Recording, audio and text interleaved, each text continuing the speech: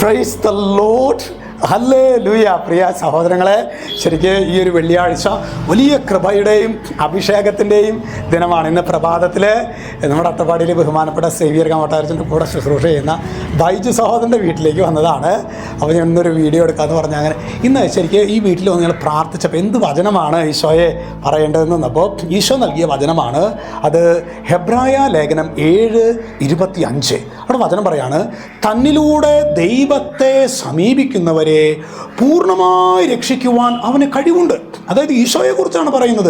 തന്നിലൂടെ, യേശുവിലൂടെ ദൈവത്തെ സമീപിക്കുന്നവരെ പാർഷ്യലായിട്ടല്ല, പകുതി രക്ഷിക്കുന്നല്ല, പൂർണ്ണമായി രക്ഷിക്കുവാൻ അവന് കഴിവുണ്ട്.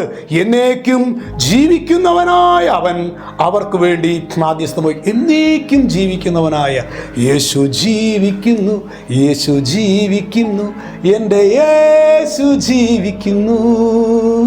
അത്ഭുതങ്ങളാലെ അടയാളങ്ങളാലെ യേശു പ്രവർത്തിക്കുന്നു. അതുകൊണ്ട് പ്രിയ സഹോദരങ്ങളെ, ഇന്നിപ്പോൾ എല്ലായിടത്തും നിരാശ, കുറ്റബോധം, ആകെ പ്രശ്നങ്ങളല്ലേ.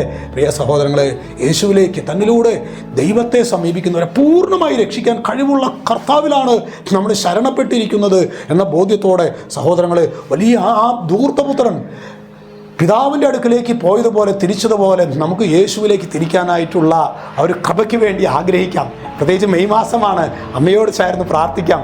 ഈ ഒരു ആശീർവാദ വേളയിൽ പ്രത്യേകിച്ച് നാളെ സാപത്തിൽ ബലിയർപ്പിക്കാനായിട്ട് പോകുമ്പോൾ ഈ ഒരു നിയോഗാർത്ഥം യേശുവിലേക്ക് പൂർണ്ണമായിട്ട് യേശുവിൽ വിശ്വസിച്ച് യേശുവിലേക്ക് തിരിയാൻ വേണ്ട കൃപയ്ക്ക് വേണ്ടി നമുക്ക് പ്രാർത്ഥിക്കാം.